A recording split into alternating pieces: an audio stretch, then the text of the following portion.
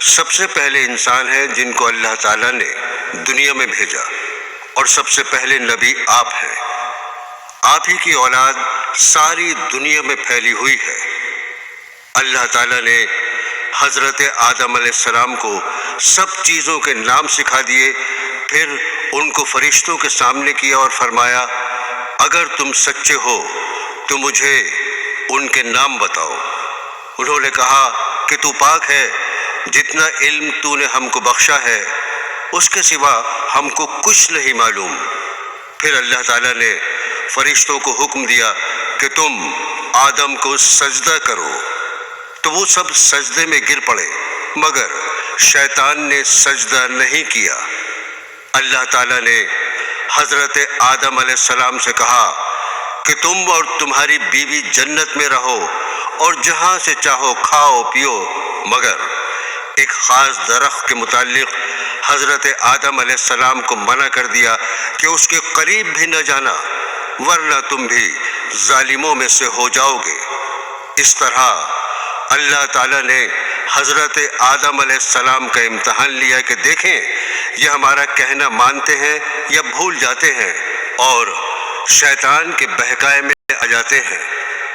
شیطان جو پہلے ہی حضرت آدم علیہ السلام سے ناراض تھا کہ ان کی وجہ سے وہ خدا تعالیٰ کے دربار سے نکلا اور خدا تعالیٰ کی لعنت اس پر ہوئی، اور اس نے قسم کھائی تھی کہ میں حضرت آدم اور اس کی اولاد کو قیامت تک بہکاتا رہوں گا کہ اللہ تعالیٰ کا کہنا نہ مانے اور خوب برائیاں پھیلائے۔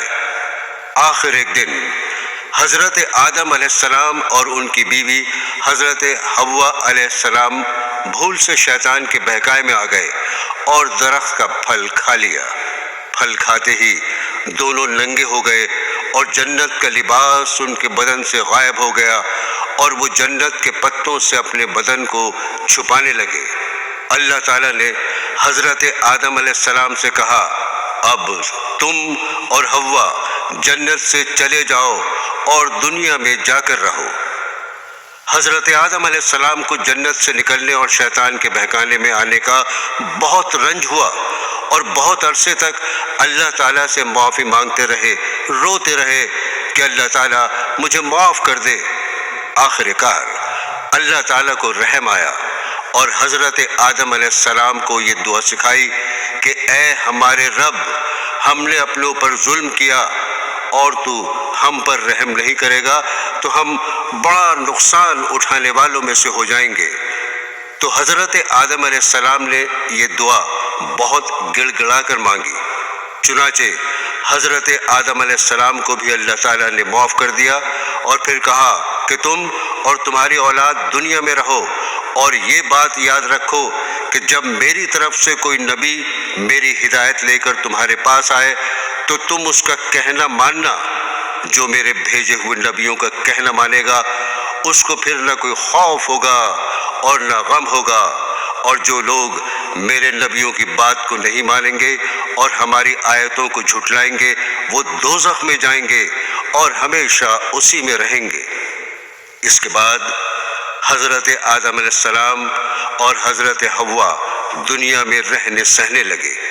حضرت آدم علیہ السلام 900 سال زندہ رہ کر وفات پا گئے۔ حضرت نوح علیہ السلام۔ حضرت نوح کا تذکرہ قرآن مجید میں 42 جگہ آیا ہے۔ حضرت آدم کی اولاد دنیا میں خوب بڑھی، آہستہ آہستہ یہ خدا کو بھولتے گئے جس نے اسے پیدا کیا تھا اور جو ان کا پالنے والا ہے، اور شیطان کے بہکائے میں آنے لگے جس نے حضرت آدم علیہ السلام کو جنت سے نکلوا دیا تھا۔ شیطان کے بہکائے میں آ کر یہ لوگ بتوں، آگ، سورج وغیرہ کو پوجنے لگے۔ حضرت نوح علیہ السلام 950 سال تک اپنی قوم میں واس کرتے رہے کہ اے لوگو، صرف ایک اللہ کی عبادت کرو اور میرا کہا مانو، وہ تمہارے گناہ بخش دے گا۔ لیکن لوگوں نے حضرت نوح علیہ السلام کی باتوں کو نہ مانا اور اپنے کانوں میں انگلیاں دے لیں اور کپڑے اوڑھ لیے تاکہ حضرت نوح علیہ السلام کی آواز کانوں تک نہ پہنچے۔ حضرت نوح علیہ السلام ہمت نہیں ہارے اور برابر سمجھاتے رہے۔ ان کی قوم کے لوگوں نے کہا، اے نوح، تم نے ہم سے جھگڑا بہت کر لیا، اگر تم سچے ہو تو جس عذاب سے تم ہم کو ڈراتے ہو وہ لے آؤ۔ حضرت نوح علیہ السلام نے کہا کہ جب اللہ پاک چاہیں گے عذاب لے آئیں گے۔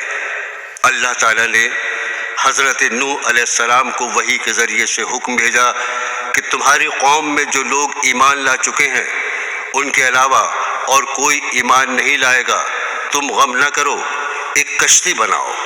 اللہ تعالیٰ نے حضرت نوح علیہ السلام کو حکم دیا کہ سب جانوروں کا ایک ایک جوڑا کشتی میں سوار کر لو، اور جو لوگ تمہارے اوپر ایمان لائے ہیں یعنی مسلمان ہو گئے ہیں ان کو سوار کر لو۔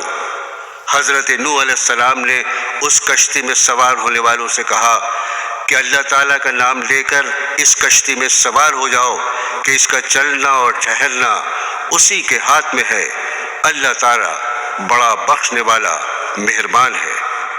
آسمان سے کئی دنوں تک لگاتار بارش ہوتی رہی۔ پھر خدا تعالیٰ نے زمین کو حکم دیا اپنا پانی نگل جا، اور آسمان کو بھی حکم دیا کہ پانی برسانا بند کر دے، یہاں تک کہ پانی خشک ہو گیا اور تمام کافر دنیا میں ختم کر دیے گئے۔ اس کے بعد حضرت نوح علیہ السلام کی امت سے دنیا بسی اور آہستہ آہستہ ان کے بال سے آباد ہوتے گئے۔ یہ سب لوگ خدا تعالیٰ کی اطاعت کرتے رہے۔ زمانہ گزرتا گیا اور آہستہ آہستہ شیطان نے پھر بہکانا شروع کیا تو یہ لوگ خداوند تعالیٰ کو بھولنے لگے۔ حضرت ہود علیہ السلام۔ خداوند تعالیٰ جو اپنے بندوں پر بڑا رحم کرنے والا ہے، اس نے پھر حضرت ہود علیہ السلام کو اپنا پیغمبر بنا کر ان لوگوں کے پاس بھیجا، اور انہوں نے اپنی قوم سے جو عاد کہلاتی تھی کہا، تم خدا ہی کی عبادت کرو، اس کے سوا تمہارا کوئی معبود نہیں۔ میرے ہاتھ اللہ تعالیٰ نے تمہیں جو پیغام بھیجا تھا وہ میں نے تمہیں پہنچا دیا۔ اگر تم میرا کہنا نہ مانو گے تو اللہ تعالیٰ تمہاری جگہ اور لوگوں کو بسا دے گا، اور تم خداوند تعالیٰ کا کچھ نقصان نہیں کر سکتے۔ اس پر ان کی قوم نے کہا کہ روز تو ہمیں خدا کے عذاب سے ڈراتا ہے، جا اپنے خدا سے کہے کہ ہم پر عذاب نازل کر دے اور اس میں ہرگز دیر نہ کرے۔ آسمان پر ایک بادل نمودار ہوا جسے دیکھ کر یہ سمجھے کہ بارش ہونے والی ہے۔ حضرت ہود علیہ السلام کو اللہ تعالیٰ نے بتا دیا تھا کہ یہ عذاب ہے، چنانچہ وہ ایماندار لوگوں کو لے کر بستی سے باہر چلے گئے۔ اس بادل کے بعد آندھی آئی جو 8 دن اور 7 رات تک متواتر چلتی رہی، یہاں تک کہ سب کافر مر گئے اور نیست و نابود ہو گئے۔ صرف اللہ تعالیٰ پر ایمان لانے والے ہی باقی بچ گئے، اور اس طرح ایک بار پھر اللہ تعالیٰ کی زمین کافروں اور مشرکوں سے خالی ہو گئی۔ حضرت صالح علیہ السلام۔ حضرت ہود کی امت جو عاد کہلاتی تھی وہ اللہ تعالیٰ کے عذاب سے ہلاک ہو گئی، اور اس میں کے باقی بچے ہوئے لوگ پھر آباد ہوئے۔ ان کی اولادیں ہوتی گئیں، بڑھتی گئیں۔ انہوں نے اپنا نام سمود رکھا۔ یہ لوگ بھی آہستہ آہستہ بت پرستی کرنے لگے اور برے کاموں میں پڑ گئے، تو اللہ تعالیٰ نے ان کے پاس حضرت صالح علیہ السلام کو نبی بنا کر بھیجا۔